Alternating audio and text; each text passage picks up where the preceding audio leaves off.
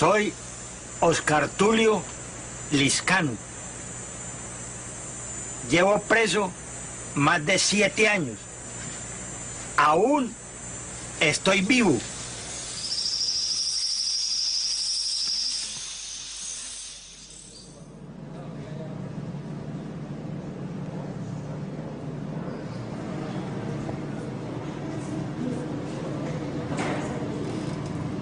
Colombia, el origen de las FARC.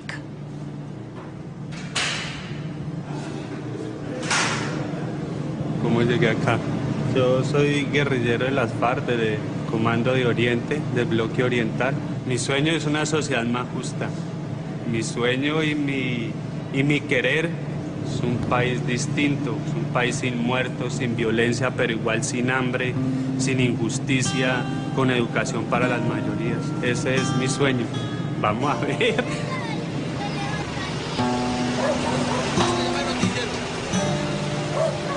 Dicen que soy terrorista y que tengo que pagar por secuestros y actos de terrorismo. En nombre de la justicia social, la guerrilla comunista de las FARC le declaró la guerra al Estado colombiano hace 40 años. Ya hace 2 generaciones. Es un conflicto sin fin en una sociedad cada vez más violenta. ¿Cómo comenzaron los secuestros de políticos? Tenemos una cantidad de guerrilleros, de revolucionarios en las cárceles del Estado, ¿sí? En esa medida comienza a pensarse en una forma de presionar al Estado, ¿sí? Y hacer que haya un proceso de canjes. O sea, nosotros teníamos que tener algo para poder decir, bueno, deme los míos, tenga los suyos, ¿sí? Y esos somos los canjeables. Hace 10 años, para recuperar a centenares de militantes encarcelados, la guerrilla de las FARC ideó un canje, un intercambio bautizado como Acuerdo Humanitario. Para ello, decidió secuestrar a decenas de soldados y policías. Y después empezó a secuestrar civiles, en su mayoría políticos, 4 de ellos extranjeros. Francia hizo que se centrara la atención sobre una sola rehén. Su figura mediática oculta la historia de prisioneros y rehenes anónimos sometidos a las necesidades políticas del Estado colombiano.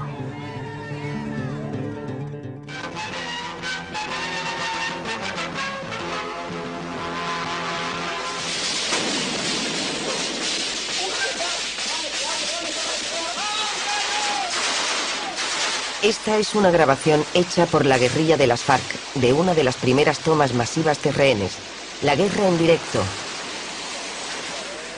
Ataque al pueblo de Mitú y captura de 61 policías llamados prisioneros de guerra. Entre ellos se encuentran los rehenes más antiguos de Colombia, como el coronel Luis Mendieta, cautivo desde hace 10 años y al que su familia espera desde entonces en Bogotá.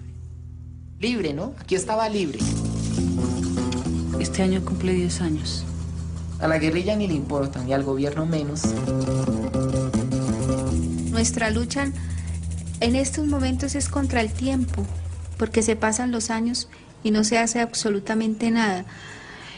Los dignatarios no han tomado conciencia de lo que está pasando en el país y hay prioridad por otras cosas menos por la vida y la libertad de unas personas que le han servido al Estado.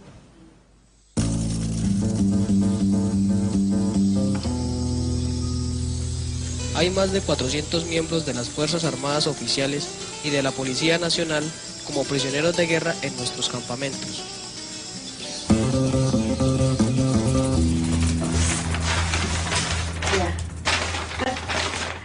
Ella es Marleni. Por su sobrino, un policía secuestrado, ha creado Asfamipaz, una asociación de familiares de servidores del Estado cautivos. Este es el coronel, el de más alto rango que tenemos secuestrado, el coronel Mendieta. Este es un capitán Donato. Yo misma logré buscar los comandantes de las FARC, hablar con ellos, lograr estar visitándolos y convencerlos de que nos dieran esa posibilidad, que no fue fácil. Por entonces, aún era posible el diálogo. Marleni, acompañada por la madre de uno de los rehenes, se adentró en la selva para hacer una visita inesperada a los cautivos olvidados, algunos presos desde hacía 3 años.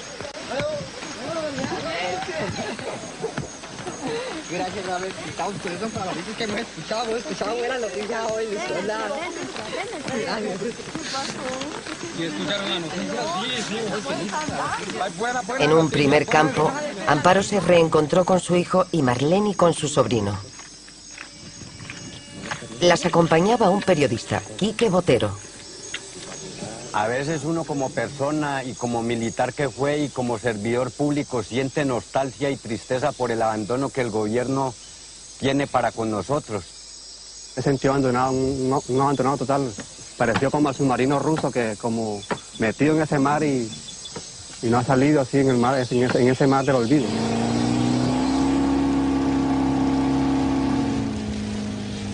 A 2 días de allí se encontraba un segundo campo. Las mujeres traían cartas de las familias para el coronel Mendieta y sus 60 hombres que habían defendido el pueblo de Mitú y enseguida se pusieron a responderlas. Radio Recuerdo, esa voz de las familias, de las madres, que llega inmediatamente a nuestra mente y eso nos hace tomar nuevas energías para vivir un día más, un día más. Es un libro, ¿no? Yo conozco a mi papá por las cartas y por las fotos, porque nunca lo he tenido en contacto. ¿Sí ves cómo hago yo para aprovechar 10 años perdidos? No puedo. ¿Ves? Entonces, rabia, ninguna. No puedo pelear contra nadie. Este es Jorge Briceño, el comandante del bloque oriental que tomó el pueblo de Mitú. Briceño destinó 1000 guerrilleros a la vigilancia de 400 rehenes. ¿Cómo pensar que es posible canjear a personas que están en la cárcel por haber cometido delitos como son los guerrilleros de las FARC con otras personas que estaban cumpliendo con su deber como soldados y policías? Sencillamente porque estamos enfrentados contra el Estado y nosotros estamos por fuera de las leyes. Somos otro Estado. Entonces, si ellos nos tienen prisioneros a nosotros, nosotros les cogemos unos a ellos y proponemos un canje. Y en eso estamos y esperamos que el gobierno dé la solución. Estas imágenes son la primera prueba que recibieron las familias de que los soldados y policías seguían con vida. Es un documental que trata el abandono de los rehenes y la propuesta de intercambio de las FARC. El gobierno prohibió su difusión. Botero, que denunció la censura, fue despedido.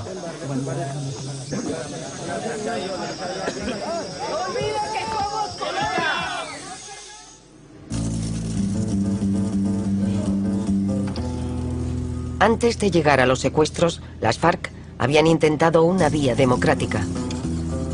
La Dorada, una cárcel de difícil acceso. Aquí se encuentran hijos de campesinos que se pasaron a la guerrilla a millares, militantes y comandantes, todos condenados a duras penas en procesos expeditivos. Estos son los canjeables, palabra prohibida en Colombia. A mi papá lo persiguieron eternamente, toda la vida lo han perseguido por el hecho de pensar diferente. Él es campesino, fue parte del Partido Comunista y por esa razón lo persiguieron, por esa razón toda mi vida ha sido defendiéndonos porque mi familia la desintegraron, ¿sí? Me acuerdo en alguna ocasión un capitán Hernández, ¿sí? Tenía yo la edad más o menos de 5 años, ultrajando mi familia, ultrajando a mi mamá, porque no le daba razón por mi papá. Se nos robaron las bestias de la finca, se nos robaron el ganado, se nos llevaron todas las cosas, nos sacaron de la región donde estábamos nosotros. Para 1984, ya unos años más adelante, entonces hay una propuesta de una organización que se llamaba la Unión Patriótica.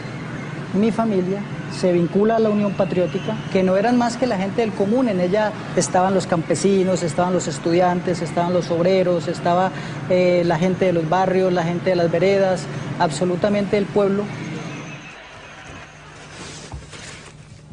En los archivos de Voz, La Verdad del Pueblo, un periódico comunista, se encuentra toda la historia de la Unión Patriótica vinculada a las FARC, entonces cercanas al Partido Comunista. La Unión Patriótica fue el esfuerzo que se hizo para lograr que en la década de los años 80 del siglo pasado, las FARC pudieran acogerse a un proceso de negociación y de paz y convertirse en una organización política.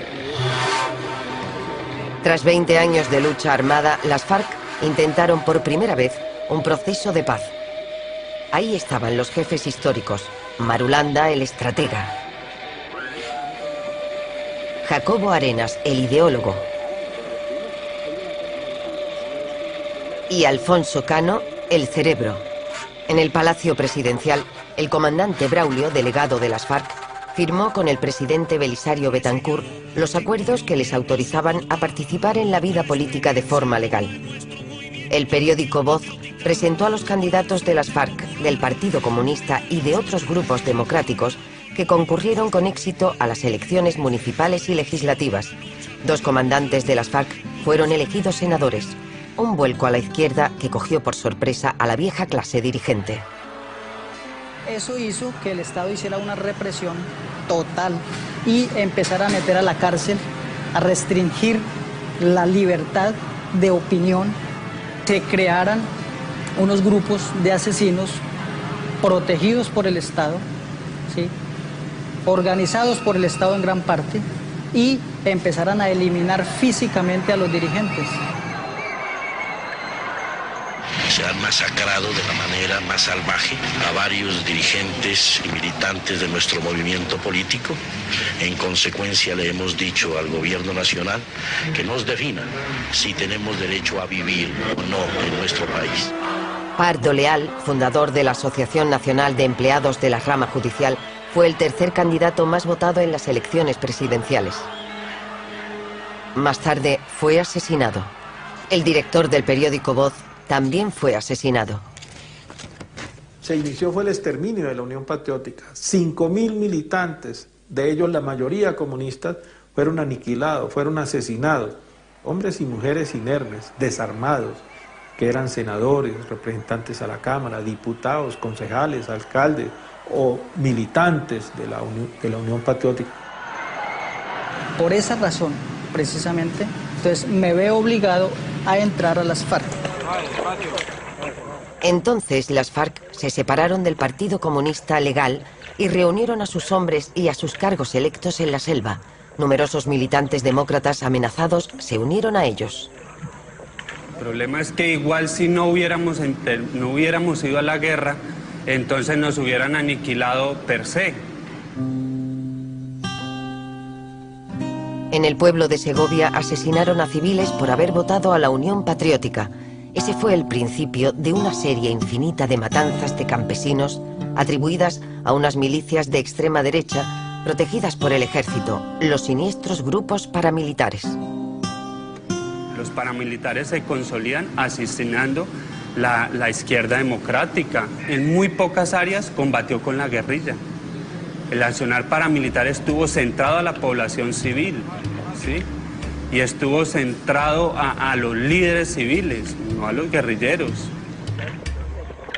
Eran grupos al servicio de una alianza formada por traficantes de cocaína, oficiales del ejército y grandes propietarios rurales, temerosos de que el ascenso de la izquierda dañara sus intereses económicos. Una de las zonas más afectadas era la de los platanales de Urabá, al norte de Antioquía, donde se multiplicaban las matanzas de trabajadores y de sindicalistas. El abogado del sindicato, Bernardo Jaramillo, fue elegido nuevo candidato presidencial de la Unión Patriótica. Colombia no soporta otra experiencia como la de nuestro movimiento, la Unión Patriótica, que han pagado con la vida de sus principales dirigentes su decisión de la lucha por la democracia en condiciones de legalidad. No se puede hablar de paz mientras no se combate efectivamente a los grupos paramilitares. De que no se puede hablar... En plena campaña electoral, Bernardo Jaramillo fue asesinado en un aeropuerto por paramilitares. Entró a las FARC por un ideal de justicia, entró a las FARC porque vi mucha de la gente que uno quiso y compartió muerta, ¿sí? Vi mucha gente y muchos sueños truncados por la guerra. Fui al sepelio de Bernardo Osa, fui al sepelio de Antequera, fui al sepelio de Pizarro. Son líderes de la izquierda democrática que lucharon desde todos desde todas formas para construir un país incluyente, democrático y sin guerra, ¿sí? Y asistimos a la masacre de toda una generación de hombres y mujeres que creyeron en un país distinto, que intentaban construir una nueva nación, y la respuesta del Estado ha sido el exterminio, ¿sí? Nosotros somos hijos de una generación que ha sido arrasada por la guerra y que la única opción que nos han dejado si queremos estar en la actividad política es la guerra, ¿sí? No nos han dejado otra opción.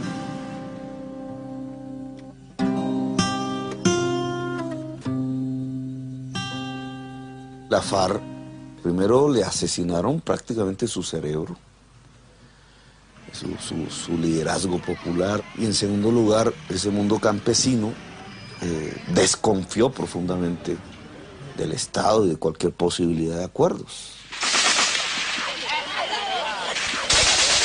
Alimentadas por nuevos reclutamientos, las FARC empezaron a atacar y a ocupar grandes poblaciones y a capturar centenares de soldados y policías en combate, como en la toma del pueblo de Nitú. El círculo está cerrado. No, han habido errores, yo pienso que han habido masacres, ¿sí? Que lo son, que no se pueden llamar de otra forma, que hemos cometido. Es que una guerra no se degrada de un solo lado. Una guerra se degrada cuando todos los actores pierden la normatividad de eso y comienzan a hacer actos que no son justificables desde ningún punto de vista. Nosotros como organización armada reconocemos que han habido errores, es imposible negarlo, ¿sí? Pero no es una política de los movimientos insurgentes, y el secuestro es una práctica que tiene que repensarse, ¿sí? ¿Qué país se puede construir a partir de esas prácticas, ¿no? El trato dispensado a los rehenes atados en medio de la selva dice mucho de esta degradación, de la pérdida de humanidad de los revolucionarios.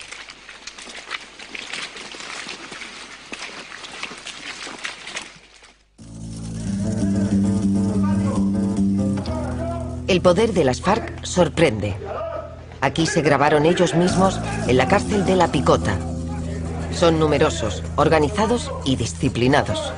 El acuerdo humanitario se hizo por ellos, aunque estas imágenes no animaron al gobierno a querer intercambiarlos. Y los soldados y policías cayeron en el olvido. Se necesita libertad, tanto para ustedes como para los guerrilleros de las FARC que están en las cárceles. Hay 12 comandantes que ya han salido de allá, por diferentes circunstancias. Aquí está con ustedes Hugo, el último que salió de La Picota. Gracias a la corrupción de los que gobiernan a Colombia y de parte de la misma fuerza pública. Con más de 50 frentes de guerra, las FARC están presentes en más de la mitad del territorio de Colombia, con más aspecto de ejército que de guerrilla. Según los expertos militares, fue la época en que la balanza militar se inclinó decididamente hacia la guerrilla, y muchos advirtieron que en ese momento la guerrilla podía cumplir su sueño de tomar el poder por la vía armada. A petición de los expertos, el gobierno aceptó desmilitarizar una región del tamaño de Suiza, el Caguán, para que acogiera las negociaciones de paz. Era un territorio liberado donde recibían visitas de todo el mundo, como esta delegación neoyorquina con el presidente de Wall Street, Richard Grasso. Se reunieron con Alfonso Cano, entonces el número 2 de las FARC, y Raúl Reyes, jefe de las finanzas, y mantuvieron una conversación animada sobre la economía de mercado. En cuanto a los rehenes, las negociaciones permanecían estancadas desde hacía 2 años, cuando Botero, el periodista, volvió solo a encontrarse con el coronel Mendieta con una cámara pequeña. Las cartas llegan con ese olor a humedad. Huelen a humedad. A selva. Carta de febrero 15 de 2001. Luego de 3 años de secuestro, ¿no? Diría que gracias a este cautiverio y ataque, los Estados Unidos dieron su apoyo económico en el famoso Plan Colombia. Entonces, el gobierno se ganó esa lotería de más de 3 billones de pesos. Por ahora, ahí es que ejecutar esa ayuda sacando el mayor provecho, quienes participan de la guerra, es decir, los políticos, su gente, su clase, incluido obviamente la institucionalidad militar y policial, incrementar los problemas para que haya más ayuda. Todo eso pienso que a costillas de quienes seguimos soportando el encierro.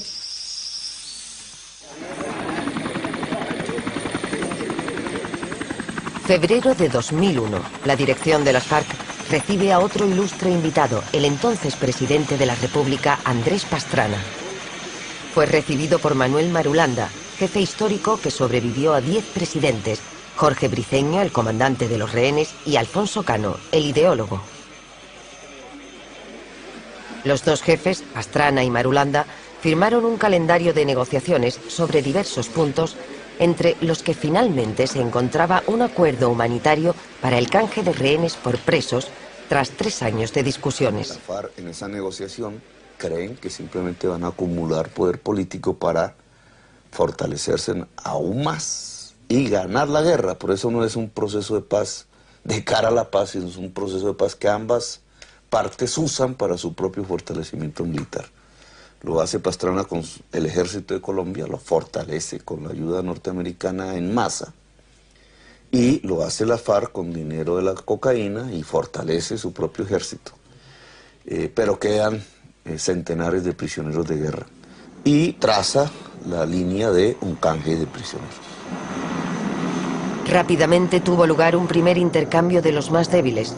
Un avión despegó hacia Bogotá con 35 soldados cautivos y a 5 kilómetros de allí aterrizó otro en el Caguán con apenas una quincena de guerrilleros excarcelados. La operación fue bautizada como Pequeño Intercambio. Se los entregaron a Marulanda. Después de eso, las FARC tenían todavía 300 y pico más, entonces los liberaron unilateralmente. Alta Julia, Valencia... Una liberación unilateral de 350 rehenes que las FARC celebraron con la población local, delegados de 14 países, la Cruz Roja y la ONU. Entrega de prisioneros de guerra, unilateral, un gran gesto de las Fuerzas Armadas Revolucionarias de Colombia. La representante de las familias, Marleni, fue a recibir a los rehenes. Su sobrino volvió a encontrarse con su familia. Mi familiar fue liberado en junio del 2001 con el acuerdo humanitario firmado entre el presidente Pastrana y la guerrilla de las FARC. Desafortunadamente las FARC no quisieron liberar a los oficiales, suboficiales del ejército y de la policía que estaban en cautiverio, los dejaron, son los que hoy están cumpliendo 9, 10 y 11 años de secuestro. Las FARC contaban con el peso de ese grupo de oficiales rehenes, como el coronel Mendieta, para presionar al gobierno y recuperar a todos sus presos, pero después cambiaron de táctica. Empezaron a secuestrar a personalidades de la vida política. El primero, Óscar Tulio Lizcano, diputado conservador, capturado en un pueblo y mantenido aislado desde entonces.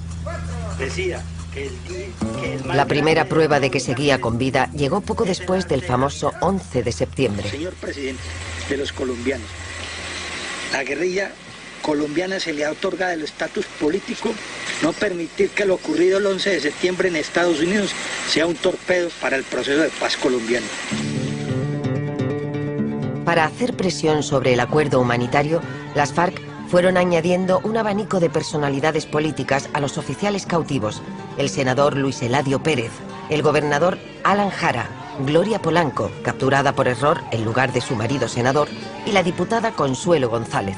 Alfonso Cano me dijo, ellos hacen parte de la confrontación, porque ellos aprueban leyes para la guerra y aprueban presupuesto para la guerra y son de alguna manera cómplices, digamos, de quienes van armados. De pronto, un golpe de efecto. Las FARC desviaron un avión que un piloto curtido consiguió posar sobre una pequeña carretera. De él se llevaron al senador Hechen. Eso ya era demasiado. El presidente Pastrana llegó de nuevo a la zona del Caguán, pero esa vez fue para romper las negociaciones y volver a poner la región bajo el control del Estado.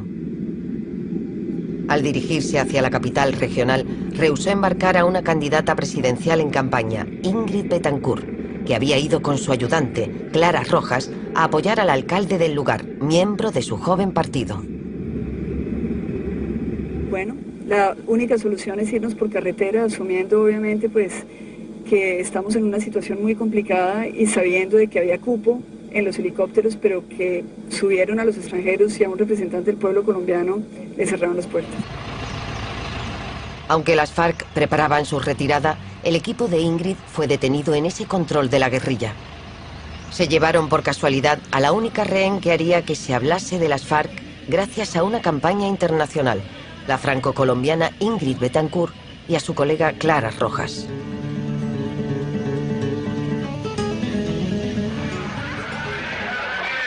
Dos meses después, un comando de las FARC, disfrazado de militares, entra en la Asamblea Departamental del Valle del Cauca gritando que había una amenaza de bomba y mete en un autobús a 12 diputados supuestamente para protegerlos.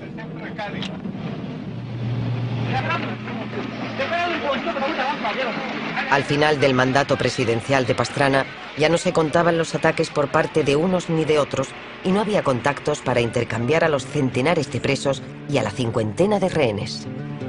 La traición que la sociedad colombiana experimenta de un proceso de paz al cual le puso toda la esperanza, que en 4 años no lleva obviamente a la paz, porque ninguno de los que estaban hablando allí la quería realmente, ni el gobierno ni las FARC. Produce un efecto político que la FARC no previó, que es el ascenso de la extrema derecha, muy ligada al narcotráfico, al poder. Es lo que nosotros llamamos el uribismo. El uribismo proviene de Álvaro Uribe, enemigo declarado de las FARC, que pronto se convertiría en presidente. Un hombre que empezó su carrera política en los años 80 en su región natal, Antioquía, cuya capital es Medellín, la ciudad del cártel. Volvamos al ascenso de Álvaro Uribe. Por sus investigaciones sobre el pasado de Uribe, el periodista Nacho Gómez ha recibido premios internacionales de investigación e innumerables amenazas de muerte. Por hacer la investigación que mostraba la existencia de un helicóptero del presidente Uribe en el laboratorio Tranquilandia. Entonces, pues, desde ahí vienen las amenazas. Y el hoy presidente de la República era en 1984 el dueño de un helicóptero que fue encontrado en el laboratorio de cocaína más grande jamás descubierto en la historia del narcotráfico.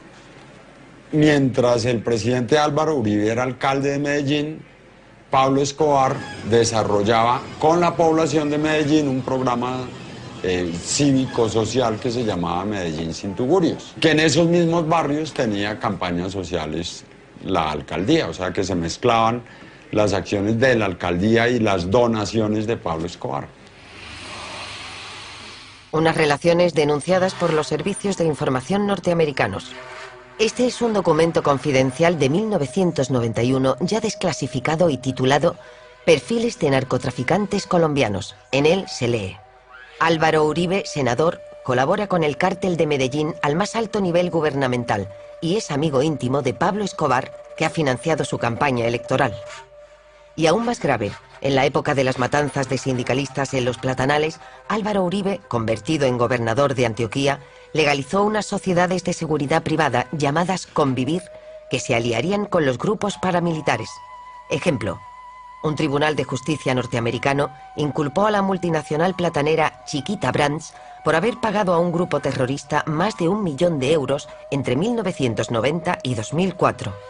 Un tal Carlos Castaño había solicitado que el intermediario fuera una Convivir. Al servicio de ellos asesinaron sindicalistas, al servicio de ellos asesinaron a por lo menos 134 miembros de una comunidad afrocolombiana. En el caso de Chiquita hay plena prueba de que ello fue así. Es el caso más documentado que hay sobre la relación entre multinacionales y paramilitares. 1.500 sindicalistas fueron asesinados en la región de Urabá por estos grupos paramilitares que Castaño federaría. Se les atribuyen miles de muertes, matanzas de civiles y el desplazamiento forzoso de cientos de miles de campesinos. Unos meses antes de la elección de Álvaro Uribe, Castaño les anuncia sus intenciones. Si la guerrilla sigue burlándose del país y el gobierno sigue entregando a la nación, ¿cómo vamos a pretender quedarnos quietos? Tracémonos una meta. Vamos a guerrear al año entrante. Vamos a copar territorio a nivel nacional. Vamos a intentar decir para esta misma fecha, hoy 2 de noviembre del próximo año, señores, hay unas FARC, si no rendidas, dispuestas a negociar, pero con dignidad para Colombia. Que se les acabe. Un año después, Álvaro Uribe, elegido presidente, se convierte en el aliado privilegiado de Washington en la región. Con el dinero norteamericano concedido para el Plan Colombia, supuestamente un plan antidroga, dobló el volumen y el presupuesto del Ejército Nacional, instauró un régimen llamado de Seguridad Democrática y declaró la guerra a las FARC. Y pronto, 3 norteamericanos que actuaban en suelo colombiano cayeron en manos de las FARC. Entonces son contratistas del Pentágono. Estaban en el con plata del Plan Colombia. Y lo que hacían en el avión era espionaje, tomar aerofotografías de campamentos guerrilleros, de cultivos de coca, de laboratorios de coca, y cayeron a 50 metros de un campamento de las FARC. Entonces, ahí mismo llegaron y les echaron mano. Acusado del secuestro de los norteamericanos que nunca había visto, un comandante de las FARC, Trinidad, interlocutor de la paz, fue extraditado a los Estados Unidos. El segundo interlocutor, Granda, fue encarcelado. A partir del 11 de septiembre se aplica la doctrina del terrorismo, que es la doctrina de Bush, donde finalmente quien más la recoge con la política de seguridad democrática es el presidente Uribe.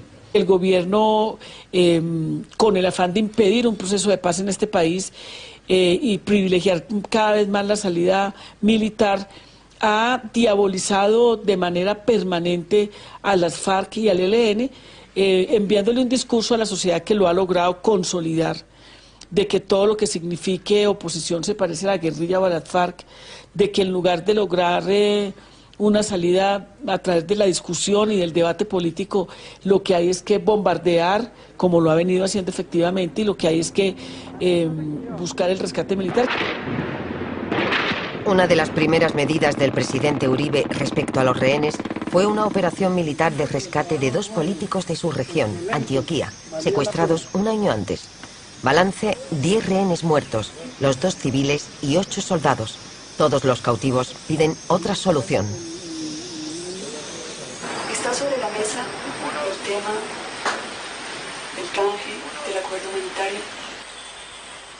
Yo lo dije en el Congreso cuando estaba libre, lo vuelvo a decir aquí en el cautiverio. El canje es una obligación moral de un Estado democrático. El comandante briceño previene a los rehenes. Personalmente pienso que en este gobierno no va a haber posibilidades de acuerdo humanitario. Tenemos planteamientos y el gobierno no ha hecho nada.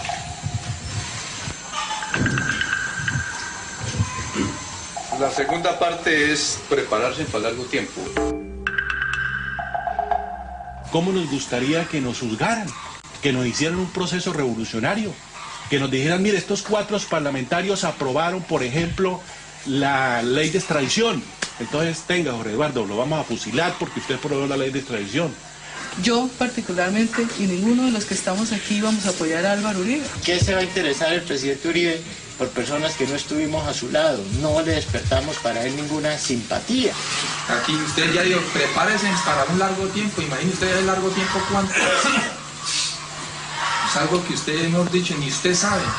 Estamos condenados aquí en vida y con lo que usted acaba de decir es que ya es una condena. Entonces, personalmente, si he cometido un delito, júzgueme. Y de una vez le suman los años que llevo ahí, a ver cuánto me quedan por pagar. Piense bien esto, hermano. Yo no le interesco a nadie. Le interesco solamente a mi familia, a mi hija, a mi esposa, a mi mamá. Yo no le interesco a nadie más.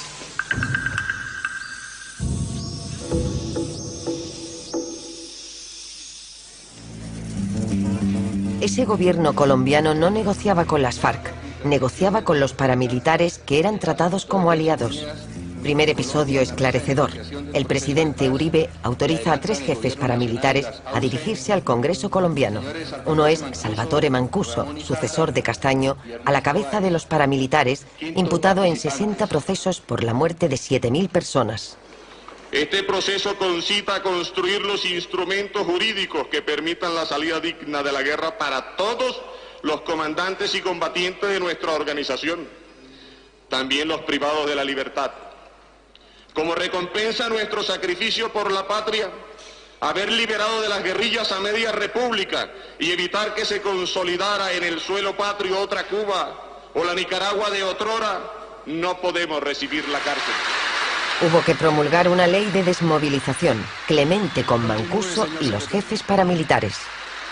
Se empezó a vender el paramilitarismo y varias cadenas televisivas, privadas de Colombia fueron cómplices en eso. Se empezó a vender no como lo que eran los ejércitos privados del narcotráfico que estaban cometiendo crímenes contra la humanidad, sino como los ejércitos salvadores contra la barbarie de las FARC. Casi nunca combatió la FARC con los paramilitares. Eso casi no existe en la historia de Colombia, sin embargo así se vendieron. Y entonces el paramilitarismo empezó a tener una legitimación social. Las negociaciones desembocaron en la desmovilización de Mancuso y 32.000 hombres se convirtieron en una carga para Uribe. Washington los clasificó como grupo terrorista, debían entregar sus armas y recibirían una ayuda del gobierno. En cuanto a los 200 jefes, negociaron su situación en base al famoso decreto Justicia y Paz. A cambio de confesiones exhaustivas, se les prometieron grandes reducciones de las penas. Por sorpresa, Mancuso empezó a revelar el funcionamiento de toda la maquinaria paramilitar que se resquebrajó. Lógicamente que en toda la región del país se eligieron congresistas. ¿Y quiénes nos eligieron? Esas poblaciones que direccionábamos directamente nosotros. Igual hacíamos también con alcaldes, igual se hicieron pactos para gobernación. Las revelaciones de Mancuso llevaron a una serie de detenciones. Según él, el 35% del Congreso había sido elegido gracias a los paramilitares. Varios senadores y jefes de campaña de la coalición uribista fueron encarcelados en La Picota en un ala privilegiada, donde hacían barbacoas familiares. El ala pronto fue bautizada por los detenidos como el Congresito. Lo cierto es que todos los caminos del paramilitarismo conducen al presidente Uribe, porque su círculo más cercano ya ha llegado allá. Para responder. La Corte Suprema de Justicia también inculpó al jefe de los servicios de inteligencia, Noguera, que fue acusado de eliminar los expedientes que relacionaban a políticos con paramilitares y traficantes. El país estaba sumido en una crisis calificada como parapolítica por la vinculación del paramilitarismo con la política. En el Congreso, el senador Petro osó denunciar directamente al presidente en el curso de un debate que hizo época. Miren ustedes aquí, primera foto, el presidente Uribe invitando a votar por él mismo y por sus amigos que están sentados atrás, congresistas hoy en desgracia, procesados, Eric Morris. El presidente desvió la atención de la opinión pública sobre los rehenes. Una nueva operación militar de rescate acabó en una carnicería. 10 de los 11 diputados de Cali resultaron muertos. Al entierro asistieron las familias de los diputados y las mujeres que aún esperan, la madre de Ingrid Betancourt o la esposa de Óscar Lizcano. Nos congregamos en torno. Pedimos el no rescate por la fuerza. No queremos que nuestros familiares reciban los helados y amarillentos huesos en bolsas negras. He llorado de ira e impotencia la muerte de los diputados. No desearía, presidente, que usted con una lágrima tardía diera un pésame a los míos. ¡No se los llevaron! ¡Viva los esperamos! ¡Acuerdo sí, guerra no! Las familias de los rehenes reclaman en vano el acuerdo humanitario y el canje de prisioneros. Al cabo de 6 años, por la presión de Francia, por la presión de los familiares, de los secuestrados, porque se están muriendo, muertos, sean operaciones de rescate, o sea, porque en hechos oscuros son asesinados por las FARC mismas. La presión lo lleva a mantener la idea del acuerdo sin hacerlo. Y entonces, incluso el acuerdo humanitario lo usa como una forma para callar el escándalo de la parapolítica en la medida que va subiendo. Cuando aparece Piedad Córdoba insinuando que Chávez sea mediador, le aparece una luz en el momento más difícil de la parapolítica. El presidente autorizó la mediación de Piedad Córdoba, que enseguida se reunió en plena selva con Raúl Reyes, negociador de las FARC. El periodista Botero lo grabó. Para el intercambio, las FARC seguían reclamando la desmilitarización de un territorio durante 45 días para proteger el regreso de sus presos.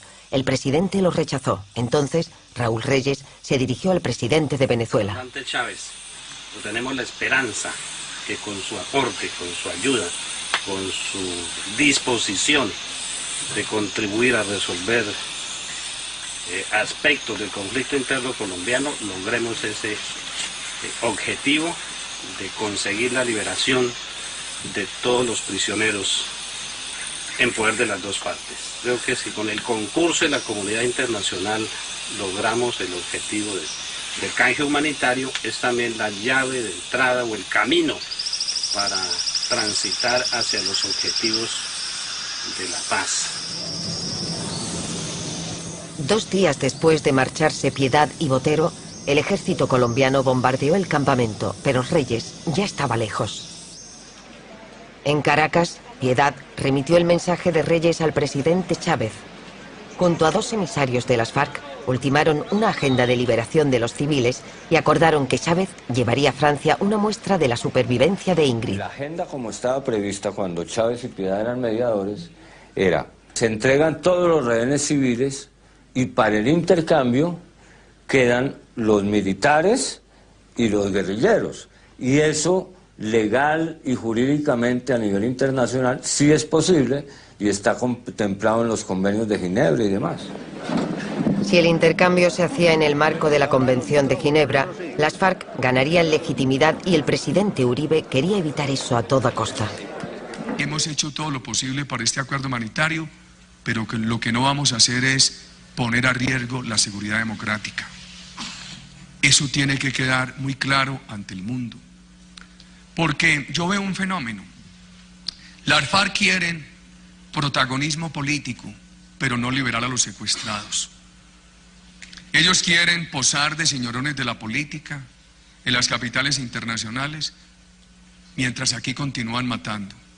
El presidente Uribe, el gobierno colombiano, advirtieron que era posible el intercambio, que el presidente Chávez y Piedad Córdoba iban a tener éxito y se asustaron ante esa eventualidad. Prefirieron el fracaso de Chávez y de Piedad Córdoba a la salida de esta gente de la selva. Piedad, que posó junto a las FARC, pronto fue tratada de portavoz de la guerrilla y desacreditada por la prensa oficialista, y Chávez fue acusado de injerencia. Uribe los apartó de la mediación. 2 chicas que llevaban 16 muestras de supervivencia enviadas por las FARC a Piedad fueron arrestadas. El show mediático estaba garantizado. Fueron encarceladas en la prisión de mujeres El Buen Pastor y acusadas del secuestro de los 16 rehenes. Tenía yo como 12 años y me están acusando a mí de un secuestro que yo no he dicho. Yo vivo en una zona guerrillera. Llega el ejército a la zona y uno no les colabora. Dicen que nosotros somos colaboradores de la guerrilla y vienen los problemas. Si llega la guerrilla, le dice a uno, consígueme unas gallinas, unos plátanos o hágame este favor. Y si uno no lo hace, dicen que uno es sapo del ejército y lo van a desaparecer o cualquier cosa va a pasar.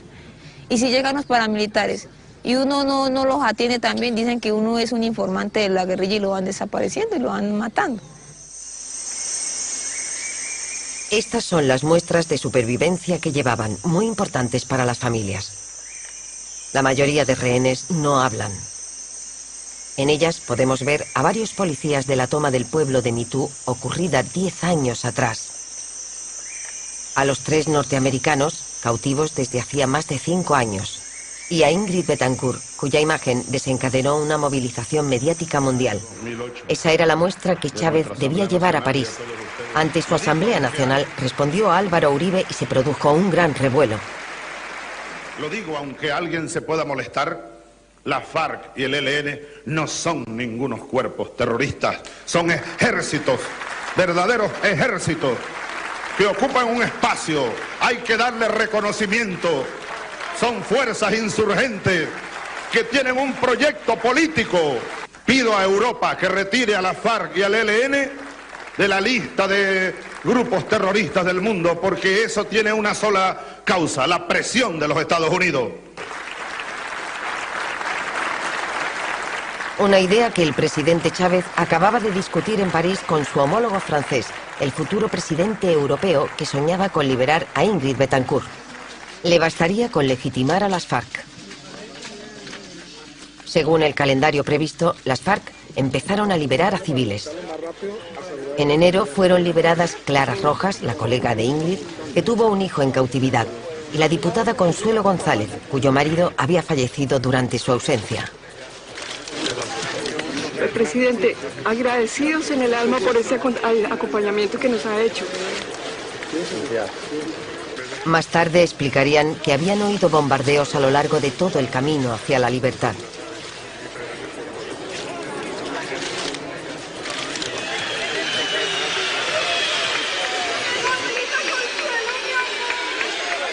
En Caracas, el presidente Chávez estaba contento. Le había ganado la partida al presidente Uribe.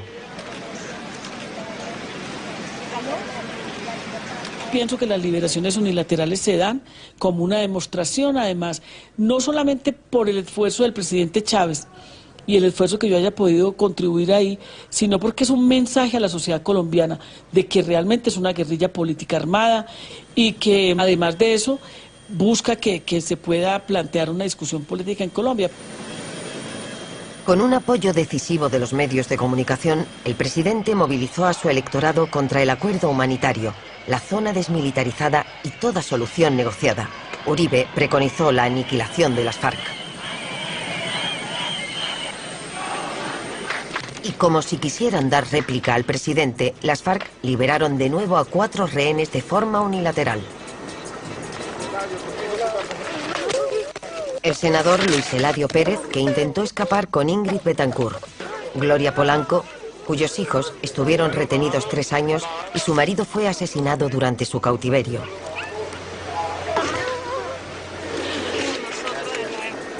Orlando Beltrán, secuestrado cerca de 7 años. Y Jorge Hechen, cuyo secuestro en el avión desviado había provocado el fin de las negociaciones de paz.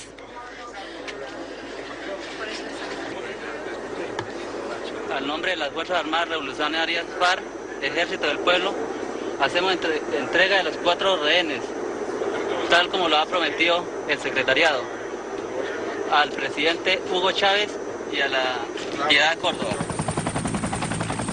2 días después, el presidente Uribe atacó al mediador de estas liberaciones.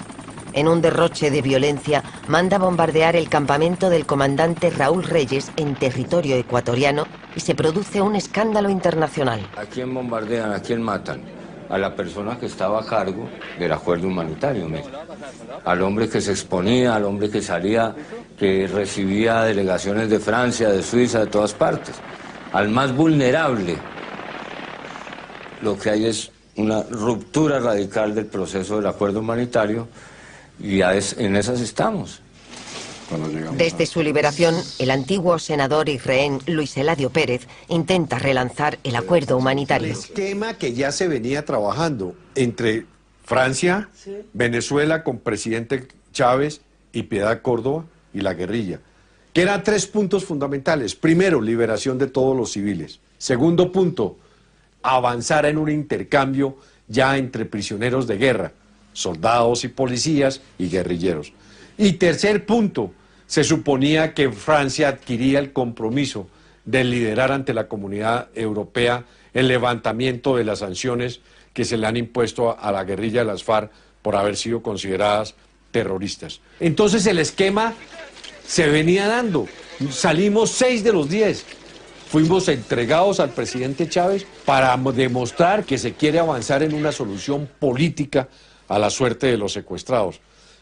¿Se truncó? ¿Qué se truncó? Pues la salida de Ingrid y de los otros 3. ¿Y por qué se truncó? Porque a los 2 días de nuestra liberación se produce la muerte de Raúl Reyes y eso naturalmente genera un traumatismo. Francia también se ofreció a recibir a los canjeables. No, es inaceptable, porque es que nosotros no somos revolucionarios porque estemos buscando un bien para nosotros. Pienso que sería una buena opción que la gente saliera también a hacer política, el que quiera. Yo no podría vivir feliz en ninguna parte, con ninguna de las mejores condiciones de seguridad ni nada de eso, si mi familia, mi pueblo, mi región, mi patria está siendo sacrificada por una política terrorista que es la del Estado y paramilitar. El movimiento por el acuerdo humanitario que apoyan las familias de los rehenes se ha ido extendiendo poco a poco a toda la oposición política al presidente Uribe. Soy la esposa del intendente Carlos José Duarte, uno de los policías que está más enfermo en estos momentos, de los que hace casi 5 años no tenemos certeza de su salud, pero está grave. No, hace 3 años no sabemos nada de él, pero por los reinsertados sabemos que está muy enfermo.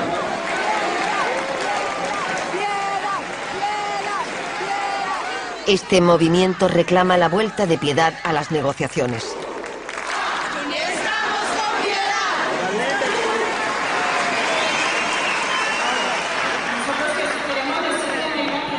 Presidente Chávez, no nos vayan a dejar solos, a pesar de todas las infamias contra usted, Reina, y queremos el acuerdo humanitario.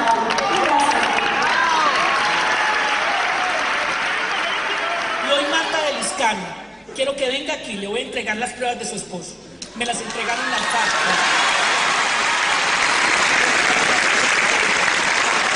Soy Oscar Tulio Liscán. Al doctor Álvaro Uribe, a la comunidad internacional, elevo un clamor para un basta ya con este prolongado y cruel cautiverio. ¡Que viva la paz! ¡Que viva el acuerdo humanitario! ¡Que viva todo el tiempo! Me revelo contra ese establecimiento que cree que no es necesario el acuerdo humanitario. Un establecimiento que no se da cuenta, por ejemplo, cuando Mancuso dice que daban la orden de matar 1.500 cada 15 días. Y aquí no pasa nada. Yo tengo derecho a rebelarme contra unas instituciones mafiosas que concentran el poder, que concentran la riqueza y que quitan la esperanza.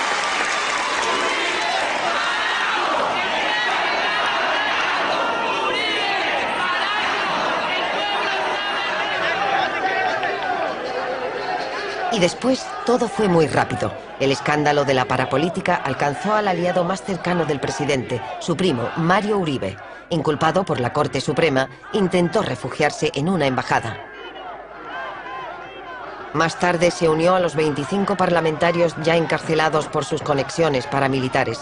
En total fueron 63 los inculpados. La crisis del Congreso había llegado a lo más alto y empezó la desbandada de las filas uribistas. Para callar al pueblo, extraditaron a Salvatore Mancuso y a los 14 grandes jefes paramilitares a Estados Unidos por sorpresa. Sus ordenadores desaparecieron y acabaron las revelaciones que le costaron tan caras al presidente. Pero las asociaciones de víctimas de crímenes de Estado y paramilitares se manifestaron y la Corte Suprema fue más allá. Supuestamente el presidente habría comprado a parlamentarios para modificar la Constitución y obtener la reelección en 2006. Esa vez jugó su mayor baza. Estas son unas imágenes oficiales tomadas en un campo de coca entre un grupo de guerrilleros. Una supuesta misión humanitaria recuperó a 15 rehenes para transferirlos a otro campamento. Entre ellos se encontraban los 3 espías norteamericanos, uno de los policías capturados en el pueblo de Nitú 10 años atrás, e Ingrid Betancourt, la única que había despertado el interés del mundo. Fue el primer rescate militar que no acabó en un baño de sangre. Durante el vuelo, los militares se descubrieron. Pero pronto se empezó a cuestionar si no se habría pagado un rescate a la guerrilla por los rehenes. Mientras tanto... Presidente, le agradezco que haya tomado el riesgo con este operativo. Lo intentamos desde el primer día de gobierno. Bendito sea Dios. Presidente, sonríe, siéntase orgulloso, porque este momento es de gloria para cada uno de nosotros. Sabemos de que esto que hicieron fue un operativo increíble, vivirá en la historia del mundo entero. Ese mismo día, el Tribunal Supremo abandonó las diligencias iniciadas sobre las condiciones de la reelección del presidente. Los rehenes habían salvado a Álvaro Uribe. 6 años de uribismo, decenas de periodistas, jueces, líderes indígenas y campesinos muertos. 1.700.000 campesinos expulsados de sus tierras y dolor por todas partes. 10.000 personas desaparecidas. 430 sindicalistas asesinados, miles de campesinos encarcelados, acusados de terrorismo y la selva llena de rehenes.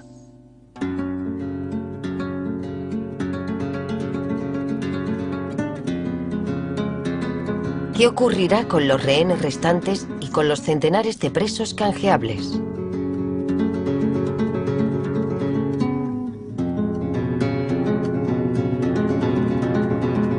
¿Qué ocurrirá con el acuerdo humanitario y con el proceso de paz?